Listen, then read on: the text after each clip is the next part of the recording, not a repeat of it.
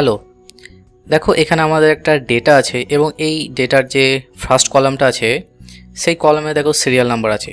যদি এখন আমি কোনো একটা রোকে ডিলিট করে দিই, তাহলে ডিলিট করে দিলাম, কিন্তু দেখো এখানে যে সিরিয়াল নাম্বারগুলো আছে সিরিয়াল নাম্বারগুলো কিন্তু অটোমেটিক আপডেট হচ্ছে না, কারণ আমি 4 নাম্বারটা ডিলিট করেছি।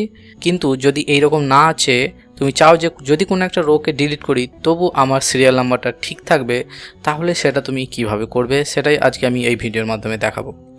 তো তার জন্য একবার আমি Ctrl Z করে নিই। আমি যেটা ডিলিট করেছিলাম সেটা আবার চলে আসলো।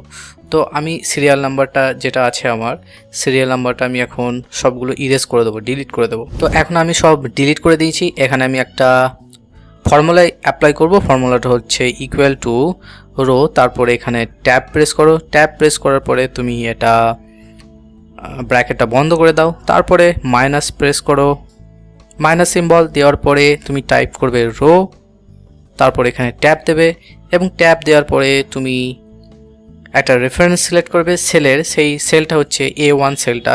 এখানে তোমাকে A1 যে সেলটা আছে A1 সেলটা সিলেক্ট করতে হবে এবং এটা হতে হবে অ্যাবসলিউট রেফারেন্স, এবং অ্যাবসলিউট রেফারেন্সের জন্য আমরা এখানে ডলার সিম্বল ইউজ করি, তোমরা জানো।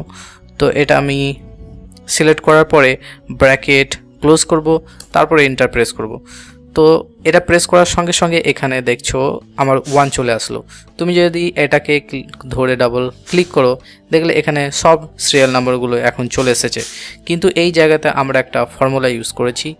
দেখো এখানে আমার সিরিয়াল নাম্বার আছে এখানে 3, এবং যেটা আমার 4 নাম্বার রো, যদি এটাকে ডিলিট করে দিই তাহলে কি আমার এখন সিরিয়াল নাম্বারটা অটোমেটিক আপডেট হচ্ছে কিনা সেটা দেখব। তো জাস্ট আমি ক্লিক করলাম, ক্লিক করার পরে এখানে আমি ডিলিট করে দিলাম। দেখো ডিলিট হয়ে গেল, কিন্তু এখানে আমার সিরিয়াল নাম্বারটা কিন্তু এসে গেছে।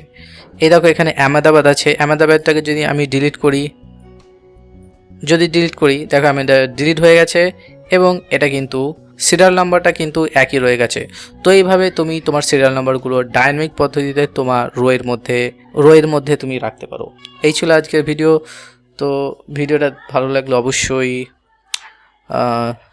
চ্যানেলটাকে লাইক করবে, এবং এই ভিডিও ডেসক্রিপশনে তুমি যদি সমস্ত এক্সেলের ভিডিওগুলো একই জায়গাতে দেখতে চাও আমাদের ওয়েবসাইটে, তাহলে আমি তার লিঙ্ক এই ভিডিও ডেসক্রিপশনে দিয়ে দেবো। সেখান থেকে তুমি বাংলাতে সমস্ত এক্সেলের ভিডিওগুলো তুমি পেয়ে যাবে। So thanks for watching this video. দেখা হবে পরের ভিডিওতে। Take care, bye by.